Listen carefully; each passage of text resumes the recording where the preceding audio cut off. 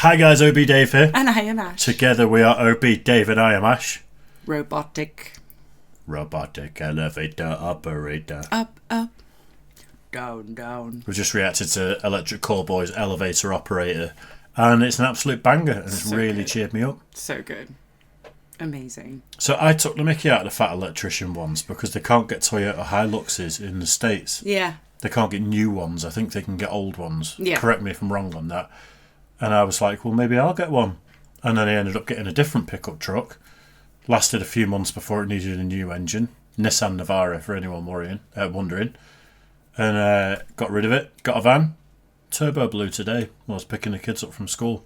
Boo. I had to drive with the hazards on at 20 miles an hour for half an hour in traffic. Blue smoke bellowing out the back of it. Stressing. And I think that might be karma for taking the mickey out of the fat electrician for not being able to get a Hilux. Yeah, but Americans have better trucks than we do over here. Oh, 100%. It's not even up for debate, is it? They're the land of pickup trucks. They are. Australia have a lot as well. Zimbabwe, we have a lot. Yeah. The government... Pickup trucks used to be a tax write-off in this country. So if you get a company car, it's classed as a wage and you have to pay benefit-in-kind tax on that company car, apart from electric cars and pickup trucks. The reason it's pickup trucks is because of industry and farmers. Yeah. And this government that came in have just changed it, so you have to pay benefit-in-kind tax on pickup trucks. I don't know if the algorithm picks up hand gestures, so I'll just do that for now. Anyway, that was a little side rant. Feeling better now because of Electric Callboy's elevator operator has cheered me right up. I wanna be the operator. As has the Guinness. Moment silence for the Guinness there. Right then, the Fat Files new video. USA Broad Street Bullies versus USSR Red Army, the Miracle on Ice. Nice, okay. The thumbnail has got an ice hockey game. Ooh. So I wonder if there was a time when in sports USSR and America were kind of Cold War in sports as well. And I know there was figure skating was one of them, I think, where they're kind of competing against each other at the Olympics. I'm thinking this is going to be Olympic ice hockey. Ooh. Winter Olympic ice hockey, USSR versus... Could be wrong, but... We shall find out. Yeah, let's find out. This is whatever the title of the video was. Let's do it. In the words of Mike Tyson, everybody's got a plan until you punch him in the face. Today we're talking about the Cold War on Ice. Ladies and gentlemen, one of my favorite movies of all time is the Disney movie Miracle. If you've never seen it, the quick and dirty synopsis of the entire movie is basically the Soviet Union Red Army hockey team was undefeated for like ever. They'd won all the Olympic medals. They were winning all the world titles. They were absolutely the best hockey team on the planet, allegedly. Yet the 1980s American Olympic hockey team managed to band together a bunch of college students, and they somehow managed to pull off the Miracle on Ice by, shedding their egos and coming together to work as a team to beat the Soviet Red Army hockey team. It's a great movie. It's very inspiring. It's got a real Disney appropriate message, but in that movie, they're showing off all the highlights of the Russians, and the coach is explaining how undefeatable this Russian hockey team is. And part of that movie, they go in to explain how the Soviets keep coming over every single year and playing all the American NHL professional teams, and they beat up on them too. But what the movie fails to mention, and probably because it does not have a Disney appropriate message, is that there was one NHL hockey team that not only did not get beat up by the Soviet Red Army team, but whooped their ass so bad that they tried to quit mid-game, and then they had to force them to come back out and continue playing. Nice. And that team is the 1976 Philadelphia Flyers, aka the Broad Street Bullies. Nice. But first, a word from our sponsor. This video is brought to you by Henson Shaving. Why is a guy with a beard promoting a razor company? Because I gotta separate my beard from my chest hair somehow, homie. Okay, the chest hair is connected to the belly hair, which is connected to some other hair that goes up my back, and then it goes to my head, and then I'm not gonna walk around my whole life living like a circle of hair, okay? Anyways, Henson Shaving, family-owned precision machining company that was originally making parts for like NASA and the aerospace industry. And then one day they're like, what if we just precision machined a razor that was super nice that you could buy one time, it would last you your whole life, and then instead of buying $18.99 Gillette cartridges, cartridges, you could spend like $7 on 150 razors and be good for a couple of years. So that's what they did. They built a product that looks cooler, it works better, it's actually cheaper than the competition, and the best part of all, it's built with the old school mentality of you're gonna buy this for life. You know, as opposed to the competition that's going out here doing dumb shit like putting gel pads on the razor head so that the razors get all gunked up and disgusting, and then you have to go out and keep buying new. Just a side note, when I first shaved with a razor, when I was nowhere near old enough to shave with a razor, I was so desperate to have facial hair that when I was about 12 or something, I was in the shower and saw a razor, and it was a Bic razor, and my dad had a beard, so probably wasn't my dad's razor, unfortunately, which dawned on me years later. And like I tried shaving my little like bit of bum fluff that I had, which was non-existent at that point, but if you looked really close under a microscope, you could maybe see a couple of tiny little white wisps starting to appear.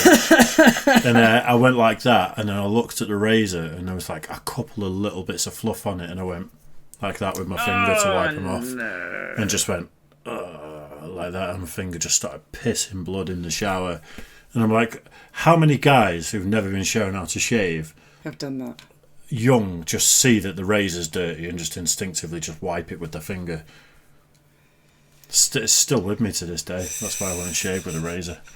New refills to shave your face. So if you want to buy the last razor you're ever going to need, go check out Henson Shaving. I'm going to have a link and a discount code down below. Let's get back to the video. But to understand this full story, we need to start from the beginning. In 1967, the NHL was expanding. They were going to add 6 new hockey teams, and one of those teams that they were going to add was the Philadelphia Flyers. Now, the men that are responsible for the founding and the financing of the Philadelphia Flyers hockey team are not hockey players. They are just straight up business guys that think that this could be a worthwhile venture to make a bunch of money. Now, this might not seem really important, but it actually is the most important part of the story, and it changes the face of hockey as we know it, because you have to realize at the upper echelons of management at this team, there's nobody that's actually in it for the love of the sport, okay? They're all in it for money, and the money comes from winning. Okay, if you're not picking up on a put down, I'm trying to tell you the Philadelphia Flyers is going to have some real loose morals when it comes to how that winning gets done, okay? Tradition, sportsmanship, put all that shit off to the side. We're trying to make money. I'm talking about this. Nice. They're from Philadelphia, of course that's how they're going to behave. Oh, of course. So they go in, they have their first season, and at this point in time, with all these new hockey teams coming in, there's kind of this stigma around all the new hockey teams that, like, these are the JV teams, they're not actually part of the NHL, they're not as good as the OG NHL teams. And because of that, at this point in time, whenever one of the original NHL teams is playing one of the expansion teams, there's kind of that extra incentive to perform exceptionally well in front of everybody and kind of beat up on the new guy. Despite that, the Flyers go into their second season, and they actually end up making it to the playoffs, where they're going to be playing the St. Louis Blues, and the Blues go in there and literally physically beat the shit out of them, and then that's how they won the hockey game. At which point the Flyers are like, write that down, it's hard to play hockey after you get your ass kicked. So at this point, the Flyers management proceeds to do what I can only describe as essentially building the Monstars from Space Jam. Those little pipsqueaks just turned into superstars. Suffering succotash. They're monstars. In the draft that year, I there's love this that young film. hotshot college I've player seen it that's like for really, years. really They good by did the a name of remake. David Clark. The problem is nobody wants to draft. I've never seen it. Listen. Succotash. They're monstars. In the draft that year, there's this young hotshot college player that's like really, really good by the name of David Clark. The problem is nobody wants to. What? The young hotshot player's called David Clark. Oh, right. That's okay. my name. I thought you were like trying to point out something else. I was like listening for something. No, I completely heard my different. name. And I'm only ever in trouble when I get called David, so it tweaked my attention, and I went, oh. I call him David sometimes when he's been naughty. I'm going to tell people I'm named after this guy, even though I was already born at this point. To draft this kid because he's a diabetic, and apparently everybody thinks that that's going to be a Diabetes. huge issue when it comes to him playing hockey at the highest We keep pausing and we're really That sorry. is a consequence of too much Guinness. Diabetes. Diabetes. Shut up, Mark Malcolm. level. So the Flyers go out to like the best diabetic doctors in the country, and they're like, hey, is this true? You know, what's the deal? Is this going to affect his performance? And the doctors are like, no, if he follows his protocol and eats and does what he's supposed to be doing as a diabetic, he's going to be just fine. So the Flyers draft him. So now the Flyers have their star. They have their Peyton Manning. They have their Brett Favre. And the best part is he's got an axe to grind because no other team was willing to stick their neck out for him. So this dude is 100% going out there with a point to prove. have. So now the Philadelphia Flyers have their star. They have the heart of the team. They have their skill player. What are we going to do next? We're going to treat him like he is an NFL quarterback, and we are just going to build an offensive line to protect him. They go out and hire what I'm going to describe as the Four Horsemen of violence. Now, I'm going to go ahead and read off some of their stats. Bear in mind, these are career stats, and their careers aren't over yet. So these are not the stats that they have at the current time that they're being brought in, but this is going to give you an idea of who these men are. Also, important context, if you don't know anything about hockey, when you get penalty minutes in hockey, it's essentially you get taken off the ice and you have to go sit in a penalty box and you're not allowed to play for a certain amount of game time, which, as I'm sure you can imagine from like football or any other sport, you know, if your star running back gets penalized and he's not allowed to play for 3 minutes of game time, it can drastically shape the entire course of the game. So penalty minutes are a big deal. So with that in mind, our first horseman is Andre the Moose DuPont, coming in at 6 foot, 200 pounds with 1,191 minutes in the penalty box. Then we've got Don Selesky, aka Big Bird, coming in at 6'3", 210 pounds with 1,129 career penalty minutes. And then we've got Bob Kelly, aka The Hound, coming in at 5'10", 185 pounds with 1,454 career penalty minutes. I'm gonna have to eat every fucking chicken in this room. Yeah. You're gonna die for some chickens. Someone is.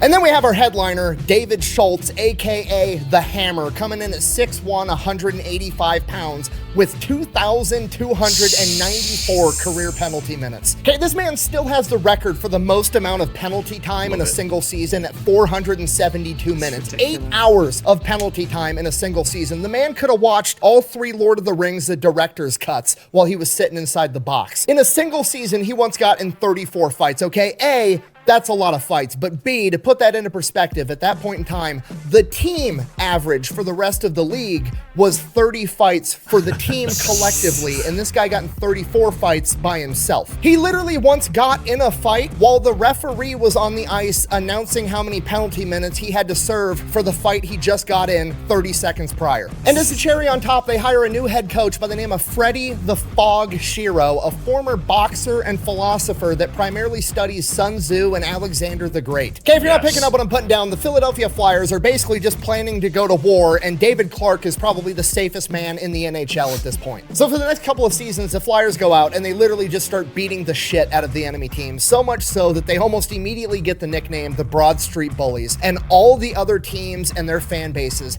hate the Philadelphia Flyers. It gets so bad that there's like actually newspaper articles and shit where the newspaper is telling locals from different cities whenever the Flyers show up for an away game, the Philadelphia Flyers are coming, lock up your wives and kids. Hide your kids, hide your wife. But the management of the Philadelphia Flyers doesn't really give a shit because guess what? All those other teams aren't the ones that are showing up to watch the Philadelphia Flyers game, which is how they make money. The Philadelphia Flyers end up winning more and fighting more, which guess what? Both of those put asses in seats, and that makes money, and that's the entire goal. During this time, the Flyers end up having winning seasons every year. They have their... I was going to say, so sorry, you guys, we've paused this loads. I have never noticed. He has 2 scars on his arms. What sort of surgery is that? That looks like potentially a broken collarbone's been operated on. Didn't someone say, like, was he military and was he injured? Or am I making that up? He might very well might be. Let us know. I'm sure someone, I think we've asked that question before, not specifically about the scar, but military. About his background. And I think people gave us his background, and I can't remember for the life of me. You guys give us a lot of information, and we're grateful for it, but it just gets absorbed. Yeah. I mean, it's a wonder to me that ice hockey, which I get in trouble with Americans and Canadians for calling it ice hockey because it's hockey, but we have field hockey over here, which is one thing that we're actually good at. But again, it's not just field hockey. There's 2 types of hockey over here. There's grass hockey and then there's AstroTurf hockey. But these hockey players remind me of lacrosse players over here and rugby lads, because they're like handsome, middle-class looking white guys who, like, if you're having a few beers with, you wouldn't think anything of, and then suddenly they're literally beating the living shit out of each other, which is the rugby mentality. It's a lot of the lacrosse players are like that. You're just like so it's a unassuming. game for gentlemen, yeah, you look like a gent, and then as soon as you get on the ice, you beat the fuck out of everyone. I love it. Winning more and fighting more, which guess what? Both of those put asses in seats, and that makes money, and that's the entire goal. During this time, the Flyers end up having winning seasons every year. They have their first successful playoff series, and Philadelphia falls in love with the Broad Street Bullies. And while the winning and fighting alone is probably enough to fill out an entire stadium, it's more than that because the Broad Street Bullies become like cultural icons in Philadelphia. It becomes well known to all the Flyers fans that after every single home game, the Flyers are going to be going across the street to their bar, Rexy's Bar and Grill, and you can actually go drink with your home team after they win a game. And then every weekend, the Flyers are going out drinking and playing slow pitch softball. So not only could you go and watch your team win and fight, but you could literally go have a beer with them at the bar and then show up on the weekend and play beer softball the entire time. Like Philadelphia falls in love with these dudes. Like these are not just the people they look up to. They're like their friends. These guys are family to the entire city. But just because the team's winning doesn't mean that that entire sport's going to become more popular and you're suddenly going to care about hockey because your local team has a good record. Bullshit, okay? I was alive in 2008 when Michael Phelps went over to fucking China and swam really good, and all of a sudden the entire country of the United States pretended that swimming was awesome. Okay, I was there. I saw it with my own eyes. One day, nobody gave a fuck about swimming. The next day, the news came out and was like, hey, have you guys seen this fucking stoner with arms down to his ankles that can swim faster than most Americans can run? He's winning a bunch of gold medals in the Olympics. Suddenly, swimming was the shit. Okay, don't tell me winning doesn't matter. So things are going great for the Flyers franchise. They've got more. It happens with everything. It happened with BMXing. Yeah. It happened with basically any Olympic sport that we win at. Skateboarding, Sky Brown did a little bit of it for it, but skateboarding was already at a decent level anyway. Then it got bigger. It's the same with the BMXing over here. There's certain sports where like no one cares about, and then the Olympics roll round, and suddenly, like exactly what he says, your team are doing well. Suddenly, my bro went to the World Championships of. It was on ice, on snow, and it was like a horse towing a little like 2-seater carriage. Yeah. I don't know what it's called. Tobogganing. No, it's not. But he went to like the World Championships of it in. It was either in Austria or France where he was working at the time. Yeah. And the British team or the English team won it and became world champions. Nice. There's like 50 people there watching it. And then my bro and his mates, who were all English, just happened to be there drinking little bottles of Jägermeister that they were selling. And they ended up like chatting to the team, and they couldn't believe that some English people were there watching them. It's like no one even knows. I couldn't even name the sport. It's mad. More money means better players, so they go out and they buy some more skill players to help out David Clark on the offensive end. They pick up future Hall of Famer Bill Barber and Reggie the Rifle Leach. So now the Broad Street Bullies are going to go out there, beat everybody up, get them nice and soft. These guys are going to go in, score a bunch of goals. It's almost a perfect plan. They just have to make sure that nobody scores goals on them. So they go out there and they pick up future Hall of Famer, legendary goalie, Bernie Perreault. I cannot stress to you how good of a goalie this guy turned out to be. It became a saying in Philadelphia at this point in time that only God saves more than Bernie Perreault. So they've assembled the dream team. They go out in this next season and they crush absolutely everybody. They get 50 wins. They have 103 fights, 1,750 penalty minutes. They end up winning the Stanley Cup. Next season, they go out, they do the exact same thing, even harder. This is a season where David the Hammer Schultz gets 34 fights and sets the record for the most penalty minutes. They go and win the Stanley Cup again 2 times in a row. Now that happened in May of 1975, and in 1975, it's kind of this period of cooling down for the Cold War, right? The Vietnam conflict has come to an end completely. The space race is over. Like things are kind of improving, so to speak. There's still a lot of issues. There's still an arms race going on, but like tensions are lower than they have been in decades. And because of this, the governments of America and the Soviet Union allow the Soviet Red Army hockey team to come over to America to have some exhibition matches with professional NHL teams. These are not treated like exhibition matches, okay? These are the most important games on the planet right now. This is capitalism versus communism on ice. And the Soviet team is absolutely stacked. Every single person on this team has at least one, if not multiple, Olympic gold medals. They all have like 5 or 6 world championship titles. They're a good hockey team, as much as it pains me to say that, but it's the truth.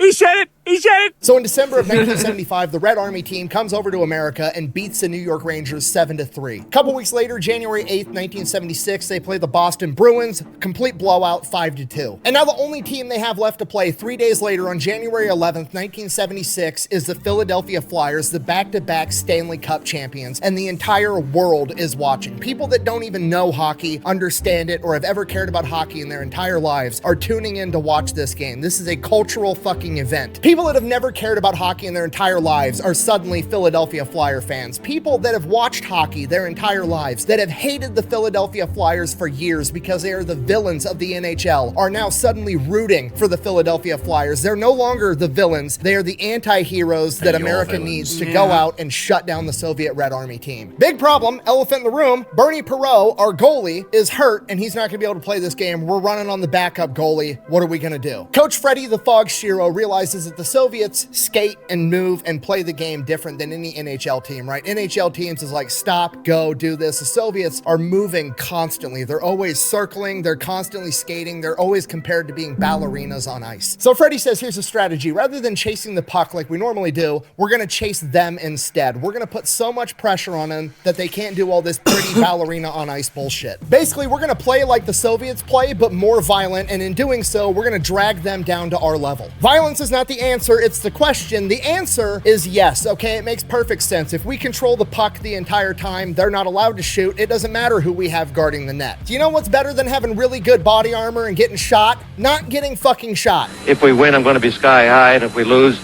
I think it'll be worse than dying. So the Red Army and the Flyers both take to the ice. The Red Army team's all pretty. They have matching, pristine uniforms. They've got their little helmets on. The Philadelphia Flyers come out there, no helmets, no teeth, complete fucking goon squad. They go out there, they stick to the plan. They start beating the shit out of the Soviets. And when I say them, I don't just mean like the big enforcer type dudes like Dave Schultz. No, every single player on the Flyers team is playing super aggressive hockey, even their skill players. The plan is working exactly how they had hoped. The Soviets have like almost no possession time with the puck. Out of the first 13 shots of the game, the Philadelphia Flyers took 12 of them. Right out of the gate, the Soviets are getting absolutely fucking smoked, and they have no answers for the Philadelphia Flyers. So Karmelov, the Soviet team captain, their golden boy, their main character, goes out there. He gets checked when he has the puck. Wasn't even a hard check, wasn't worthy of a foul, wasn't anything. The dude flops like LeBron or some soccer player hoping to get a foul called. He lays there rolling around on the ground crying, hoping the referee's gonna call this foul. The ref basically has to go over to the Soviet coach and is like, that was a clean hit, I'm not calling it. Tell your guy to get the fuck up or I'm gonna hit you with a delay of game. So the Soviet coach throws a fucking hissy fit and tells all of his players, we're done playing this game, head out to the locker room, and the Soviets fucking leave. They bounce. We're like 11 minutes into the game and they just fucking dip. It's still 0-0, and now the world is not gonna have answers on who's actually the best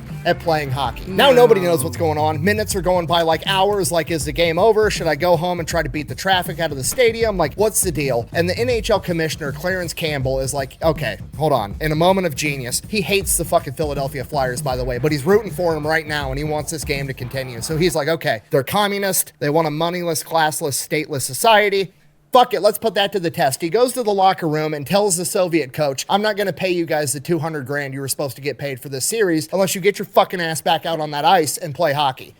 Capitalism, bitch. Okay. And just like that, the Soviets magically decided that they were going to go back out there and finish this hockey game, okay? Capitalism just won in real life. Let's see if it can win on the ice. The game starts back up. It's 17 seconds in. Reggie the Rifle Leach scores the first goal. 5 minutes later, they score another goal. They've had the puck pretty much the entire time. They're absolutely dominating the Soviets. So obviously, how can we add insult to injury? So Joe Watson, one of the lesser-known Philadelphia Flyers, dude was on the team that won the Stanley Cup this year, and he only scored one goal the entire season. He goes up, he scores a goal on the Soviet goaltender that is supposedly the greatest goalie on the planet at this point in time. Everybody in the stadium except for the Soviets, the crowd, the Flyers themselves goes absolutely fucking nuts. He goes back up to the bench and Freddie the Fog tells him, you just set Soviet hockey back by 20 years. After that, the Soviets do manage to squeak one goal in there past the Flyers, so they immediately return the favor, scoring a fourth goal. The game ends 4-1. The Flyers dominated the entire time. The Flyers took 49 shots and the Soviets only got to take 13. In the post-game interview, David Clark, the captain for the Philadelphia Flyers and the MVP that year, rolls up, no helmet, no front teeth, and says, just so we're all on the same page, this doesn't prove that North American-style hockey is better than Soviet hockey. This proves that the Philadelphia Flyers are better than their best. And that's probably why Disney didn't want to cover this in the movie. It's not the heartwarming, inspiring little tidbit about, oh, it's not about winning or losing, it's about how you play the game. No, this is a story about how sometimes violence is effective and being the bigger bully fucking works. Thanks for watching. Best way to support the channel is go buy some merch over at thefatelectrician.com. Quack bang out.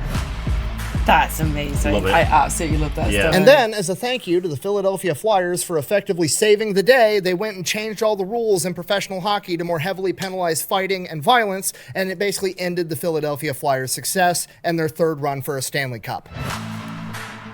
Pussies. I mean, people were becoming concussed, and we've already heard about They still the guy are. I know, but you heard about the guy who died on the ice, didn't you? Yeah, that was in Sheffield. Yeah. But that's... No, there was someone else in America, wasn't there? There was two. There's been... That thing of getting the skate across the jugular isn't as rare as we maybe think it is in this country, because hockey isn't as big over here. No. But yeah, I mean... But your cousin's kids play it, don't they? Yeah, my cousin's got 3 boys, all from Barnsley, which is a tough place anyway. Yeah. And they're all hockey players, and I think they play for an under-11s team at the moment, but they're a hockey-mad family. They're a little bunch of brutes, yeah. Yeah. Just a bit. One of them, nicest kid you'll ever meet in your life. Oh, he's so sweet. Loves crafting as well, but he'd knock the life out of you on the ice. I absolutely love it. That was amazing. I really enjoyed that. I also should have worn my Fat Electrician t-shirt that you got me for Christmas for that one. I know you haven't worn it in a while, actually. I don't know where it is. It's hung up with all your other clothes, yes. Right, it's just obviously behind more than 2 t-shirts. Yeah, Dave doesn't never look past the first 2. But it's also, Dave has changed his style in recent years and not got rid of anything in his wardrobe, so it is starting to stack I was going to heavily. push back on that until that picture, I remembered about that picture my mum shared where I looked quite nice. But you've changed your style. And I even said to you, like, when you said, I said, do you miss that style? And you went, no. I still look like a scruffy skateboarder at the end of the day. That's never changed. You look more like a scruffy skateboarder than when we first met. But I was just more... posh. Office-y at that point. But as you know, those ways are behind me. The ways of the office. Gone forever. Not forever. You'll be stuck in some site office at some point. Yeah, that's different. An office on a building site is completely different to the types of offices I've worked in. Obviously. Yeah. I've never worked in a normal office where you wear a suit where they've got breathalyzers and drug testing equipment. I have. Excuse me. Right, anyway, cheers for watching that one. Massive salute to David Clark there for doing his bit. Apologies for the extra pauses. We're a bit chatty tonight. That's fine. I've had a few beers. Even though we're not American, I felt very American watching that video. I was like, fucking do it. Nice. Yeah, and also it's worth mentioning that was the Philadelphia Flyers. We react to Always Sunny in Philadelphia over on our Patreon. It's true. We're at the end of season 4 already, which is absolutely crackers. We're going to do an episode in a minute. And we could do bloopers. Yeah, and if that's your thing, head over there, you bunch of jabronis, and go and check it out. Nice. Cheers, guys. Bye.